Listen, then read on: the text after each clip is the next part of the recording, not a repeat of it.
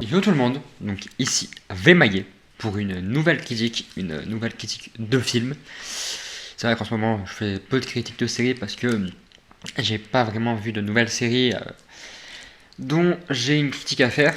Par contre le cinéma qui est bien revenu, et là je suis de retour pour une critique de film. Qui était en fait le deuxième volet d'une saga qui est sortie cette année d'ailleurs. Donc c'est une saga très récente qui est une adaptation de livre. Donc déjà, je pense que ça brouille un peu les pistes pour vous. C'est-à-dire que vous avez moins d'idées en tête de quel film je parle, et vous allez très vite comprendre de quel film je parle quand je vous dirai son nom. C'est un film français d'ailleurs. Donc la France est à l'honneur aujourd'hui.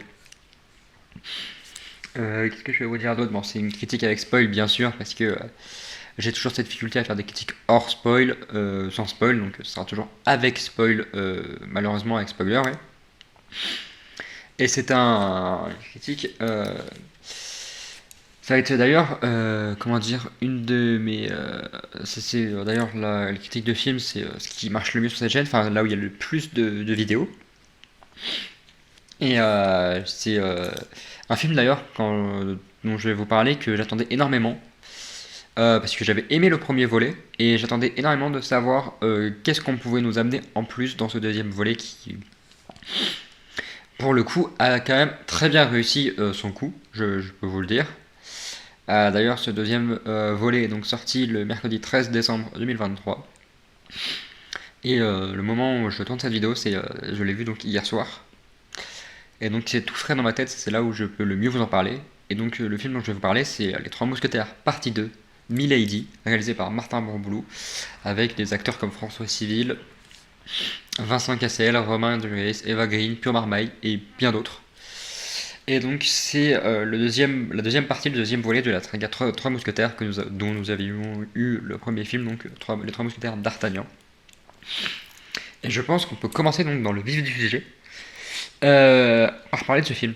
D'ailleurs, il y a un point assez cool que j'ai aimé au début de ce film, c'est qu'on a du texte avec des images qui nous rappellent le contexte du premier film, ce qui s'est passé dans ce premier film, ce qui s'est passé au début, ce qui s'est passé au milieu, ce qui s'est passé à la fin. Donc on résume assez bien ce film avec des images aussi, donc on arrive très facilement à retourner, à retrouver les images en tête, ce film qu'on a vu donc il y a déjà 6 mois, voire plus. Donc ça nous permet d'ailleurs de ne pas être perdu, et c'est une très bonne initiative du réalisateur. Et on commence d'ailleurs de suite par de l'action avec donc le personnage de D'Artagnan, qui est toujours à la recherche de Constance et qui est capturé d'ailleurs et qui va se retrouver du coup dans une cellule du comte de Chalais, si je ne me trompe pas.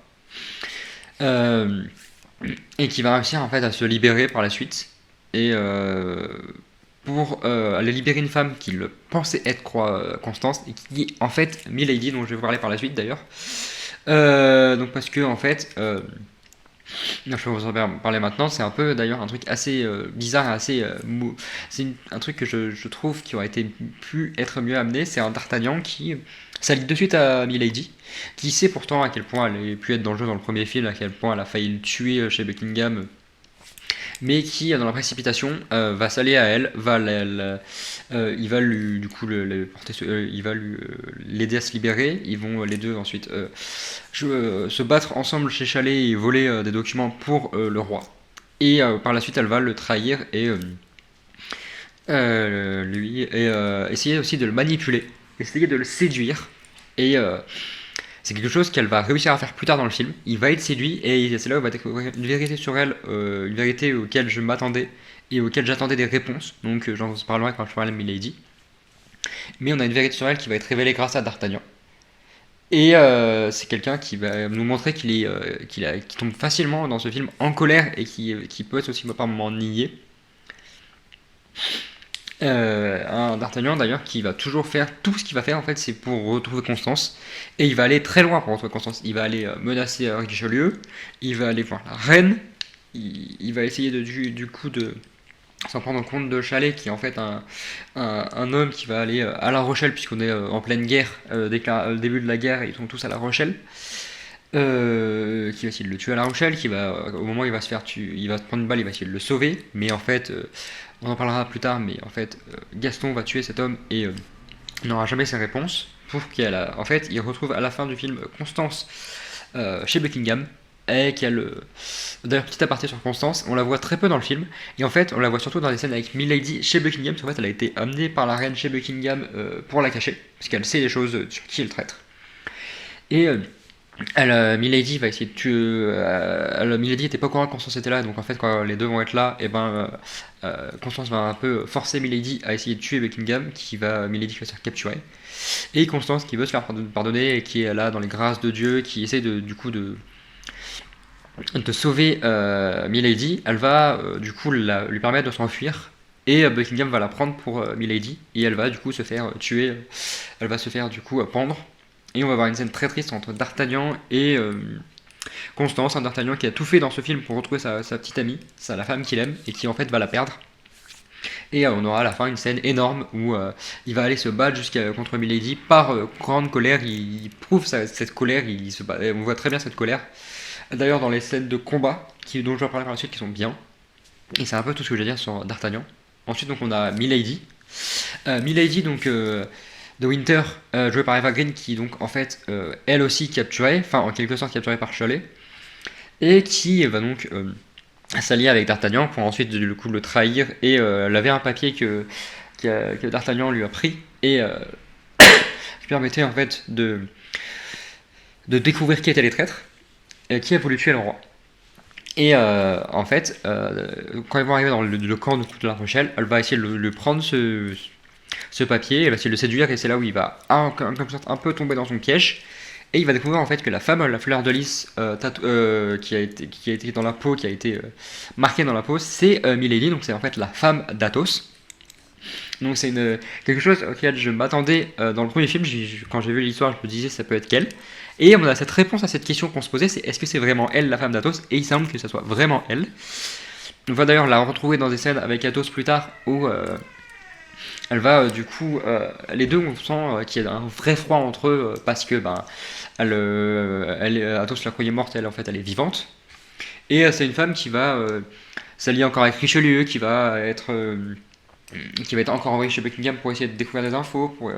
Elle va toujours être cette espionne-là, elle va toujours jouer de sa force, de sa manipulation aussi.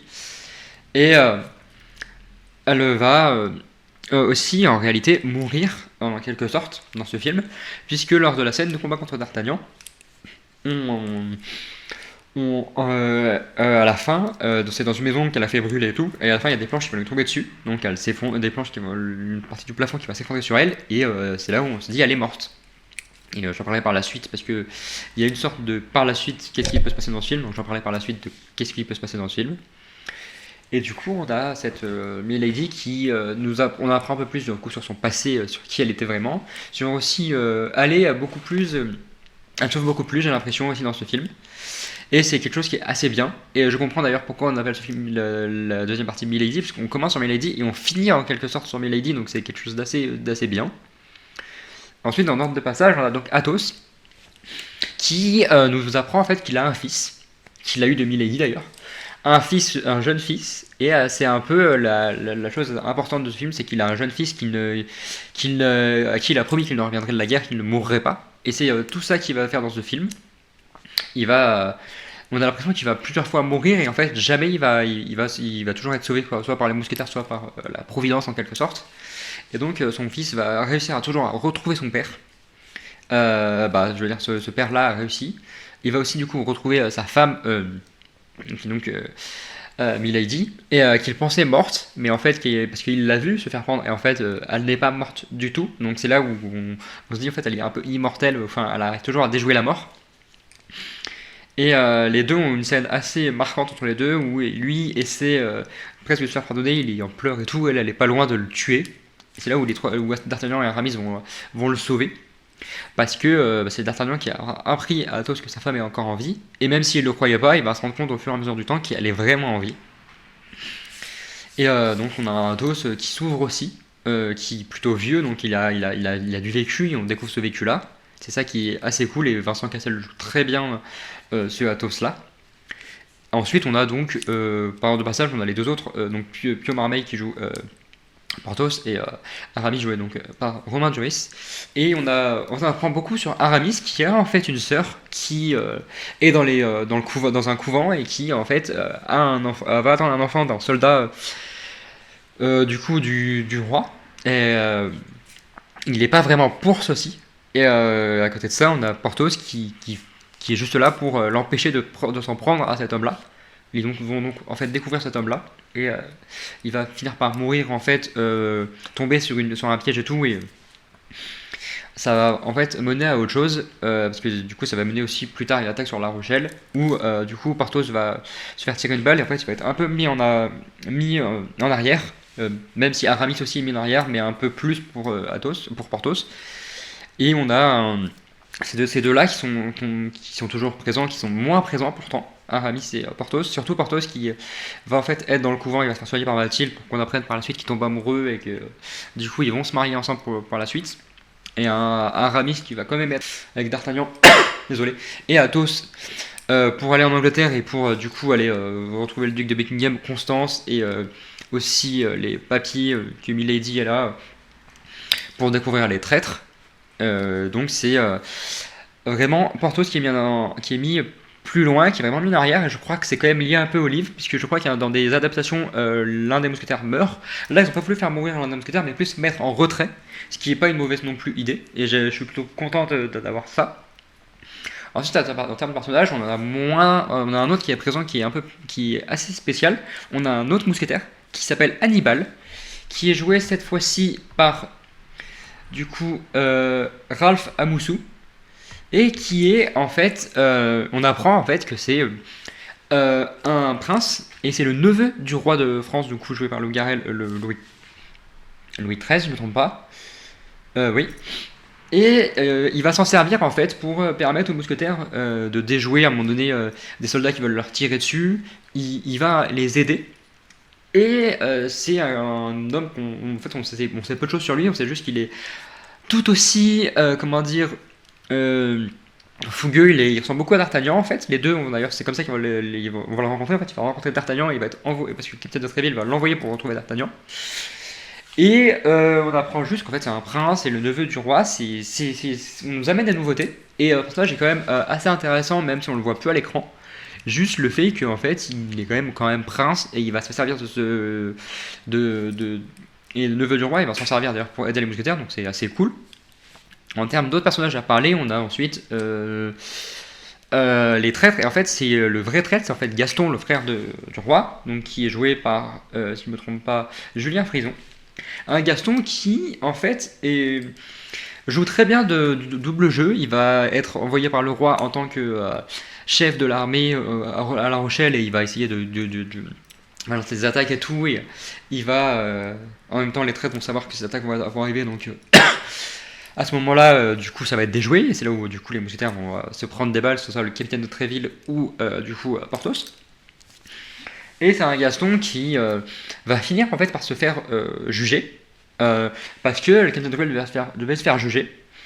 Et en fait, les mousquetaires vont arriver avec le blanc-seing du cardinal de Richelieu qu'il avait donné à Milady et qu'ils vont récupérer, et avec une Bible pour pouvoir ensuite du coup décoder les messages des traîtres et découvrir qu'en fait Gaston était le traître. C'est un point négatif que j'ai du film, c'est qu'en fait ça a été très vite réparé, enfin très vite passé. C'est-à-dire qu'on voit pas Gaston, on voit juste un regard du roi sur Gaston. On se dit bah du coup le roi sait que c'est Gaston, bah il se doute, mais on n'a rien d'autre. Et ça passe tout de suite aux mousquetaires qui sont salués, donc on se dit qu'il a été arrêté. Et c'est un point assez triste de ce film-là. Un Gaston qui aussi est très facilement, en fait c'est très facile de se dire que c'est lui le traître, on s'en rend vite compte parce que les traîtres parlent de son nom sans difficulté et tout, même si par moment on se posait la question au début s'il est vraiment le traître et tout, en se remontant dans le film, mais par la suite on le découvre très facilement. C'est assez triste, même si c'est aussi amené comme ça et qu'il joue très bien son rôle de double jeu de frère du roi qui veut que la France gagne et aussi il va aider les protestants. Et ensuite, c'est un peu les seuls personnages importants du film, c'est-à-dire que les autres personnages, que ce soit le roi ou encore le cardinal Richelieu sont vraiment mis en retrait.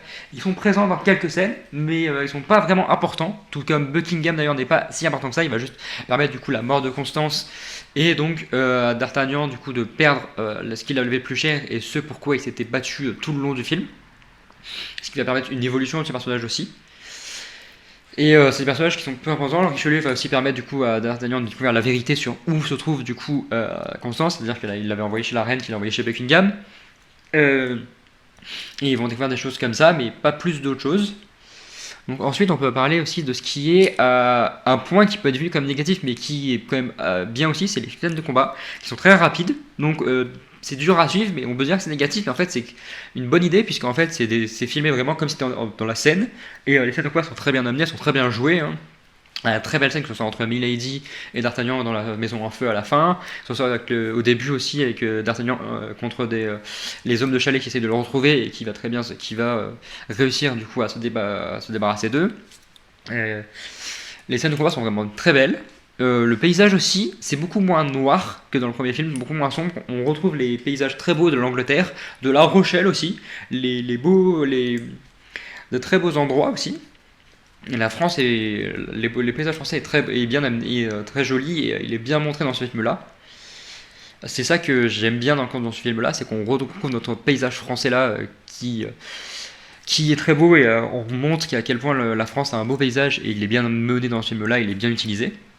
La musique aussi d'ailleurs, je vous en ai déjà parlé dans le premier film, mais là elle est très, très, très bien aussi utilisée, cette musique-là du film. C'est-à-dire qu'elle est là pendant les scènes d'action, elle n'est pas là trop forte, donc elle accompagne ces scènes d'action-là, elle accompagne aussi au moment les suspens. Dans les scènes très tristes, que ce soit la mort de Constance, avec D'Artagnan qui est là, qui est là, que ce soit d'autres scènes où Milady elle parle à Constance, des scènes très, très poignantes, elle n'est pas là du tout. C'est-à-dire qu'on l'oublie pour vraiment laisser place à la voix du personnage et c'est très bien amené. En fait, cette musique, tout comme dans le premier film, elle dessert pas, mais elle embellit en fait l'histoire et elle embellit les scènes. Donc c'est un truc vraiment cool. Je suis très content que Martin Pompolo ait fait ce choix-là. Et ça se voit très bien. Et ce film, ça aide en plus le film, ça embellit ce film-là, donc c'est un bon point. Ensuite, on a un truc qui est bien, qui va avec le titre, dont je voulais vous parler, c'est, vu que du coup, Porthos est mis en rentrée, on a vraiment les trois mousquetaires, c'est-à-dire D'Artagnan, Athos et Aramis, qui vont être le plus de temps ensemble dans les grandes missions, là où Porthos, du coup, va être un peu mis en retrait. Et donc c'est un point qui est un très bon point dont j'ai bien aimé ce point-là, même si du coup on a un Porthos un peu plus en retrait, mais c'est pas pour nous déplaire et ça nous mène à des bonnes scènes, même si en fait même quand ils sont tous les trois, ou même tous les quatre ensemble, c'est vraiment D'Artagnan qui prime sur tout le monde, et c'est vraiment D'Artagnan ou plus même Athos, qui vont vraiment avancer dans cette histoire. Le personnage va vraiment avancer là où Aramis avance un petit peu et Porthos avance un peu aussi, mais ils sont vraiment en retrait. On a peu de choses, on les voit très peu, même en termes d'action. Donc c'est ça qui est. Voilà, c'est un peu ce que j'avais à dire sur les personnages et sur ce film avec les points négatifs qui existent. Et j'ai envie de parler en fait de ce qu'il y a la suite. Qu'est-ce qui pourrait se passer dans un troisième film sur un mousquetaire? Enfin, je pense pas qu'on aurait un troisième film, même si c'est possible qu'il y ait une partie 3. Mais plus des films solo, puisqu'en fait on a Athos qui va rentrer chez lui après, qui a décidé d'en finir avec les mousquetaires, c'est fini pour lui, tout comme le capitaine de Tréville n'est plus capitaine pour lui, d'ailleurs pour lui c'est fini. Athos va même refuser ce poste de capitaine que le capitaine de Tréville lui proposait, et il va rentrer chez lui pour retrouver son fils, et en fait sa gouvernante va lui apprendre qu'il a été enlevé, qu'il n'est plus dans son lit, pour qu'en fait on découvre une boucle d'oreille qui appartenait à sa femme, donc qui appartient à Milady, et c'est là où on peut, du coup, ça nous amène sur le fils de, donc Joseph, le fils de Athos, a été enlevé par Milady. Ça peut nous appeler un film, je dirais plus un troisième film solo sur Athos qui va essayer de retrouver donc son ancienne femme Milady et son fils. Même si ça peut être aussi un film de 3 mousquetaires partie 2, du coup Athos, et on le verrait de la présence des autres mousquetaires, même si c'est difficile, puisque Porthos va du coup se marier avec Mathilde, Aramis veut quitter les mousquetaires pour entrer dans les ordres, ce qui pourrait du coup arriver, et donc ce qui pourrait faire qu'on ait plus ces deux autres personnages-là, mais D'Artagnan pourrait encore être présent en tant que mousquetaire. Ça pourrait aussi amener un autre film sur D'Artagnan en tant que mousquetaire qui doit vivre avec ce fait qu'il ait perdu sa femme, la femme qu'il aimait, le fait qu'il doit vivre avec cela, avec ce deuil, et qui doit donc être le seul des 4 mousquetaires restant dans l'ordre des mousquetaires, avec du coup Hannibal qui sera toujours présent et qui pourrait même, je pense, être ce chef des mousquetaires, même si je me pose la question si D'Artagnan pourrait pas aussi l'être. C'est un peu ce que j'avais à dire pour la suite, donc c'est aussi un point négatif, c'est qu'on a l'impression qu'en fait que Milady, elle est immortelle. Un peu comme de Stallone dans Expendables 4, on a l'impression que le fait qu'on la voyait à la fin, finir son histoire, c'était intéressant, parce qu'on se dit, bah c'est bon, elle a fini son histoire, ça fait 2 films, on a appris assez sur elle, mais ils veulent encore faire avancer cette histoire, entre elle et Athos. On a l'impression qu'Athos n'a pas encore payé pour le fait qu'elle ait été pendue. Et donc, ils veulent encore nous la rendre comme quelqu'un d'immortel. C'est un point que je peux voir comme négatif, moi. J'ai l'impression qu'un troisième film n'est pas nécessaire. Et faire une ouverture, c'est pas nécessaire parce qu'en fait, on va s'attendre à une suite qu'on pourrait ne jamais avoir. Mais c'est le choix du réalisateur et je peux comprendre que ça fonctionne, ça peut lancer aussi une vraie saga autour des romans d'Alexandre Dumas, autour des Trois Mousquetaires qui sont des histoires qui sont. Il a fait plein de livres, les Trois Mousquetaires, donc c'est toujours des histoires qui avancent et il y a toujours plusieurs histoires, donc les films vont dans ce sens-là. Donc je peux comprendre aussi ce choix de Martin Bourboulou, mais je suis pas pour. Après, un film solo sur Athos, on en découvre beaucoup plus sur lui, qui va à la recherche de son fils, qui en découvre sur son passé aussi, je suis pas contre. Un film sur un solo sur D'Artagnan, pourquoi pas aussi, si on arrive à faire évoluer le personnage, mais je n'ai pas vraiment envie d'avoir un autre Trois Mousquetaires partie 3. Mais par contre, des films solo sur que ce soit D'Artagnan ou Athos, je suis pour. Je trouve que ça peut faire évoluer les personnages qui sont déjà assez bien évolués dans ce deuxième film. Et on peut aussi avoir un autre film avec Hannibal ou D'Artagnan et Hannibal chez les Mousquetaires. Donc c'est des films qui peuvent arriver et je suis pas contre. Mais il faut que l'histoire soit assez intéressante et qu'on arrive à faire évoluer les personnages et pas les faire stagner. C'est un peu tout ce que j'avais à dire du coup sur ce qui peut se passer par la suite dans ce film. En tout cas, c'est un film avec des très bonnes scènes de combat, une histoire assez intéressante qui fait évoluer les personnages, des paysages magnifiques. La musique, je l'adore, elle est vraiment liée au combat. C'est vraiment une musique d'époque. T'as l'impression que c'est vraiment la musique qui aurait pu être à l'époque. C'est vraiment la musique une musique qui fait rappeler les Mousquetaires. Et c'est un film que je ne peux que vous conseiller si vous avez aimé la partie 1. Et c'était donc V. Maillet pour une nouvelle critique. Et ciao tout le monde!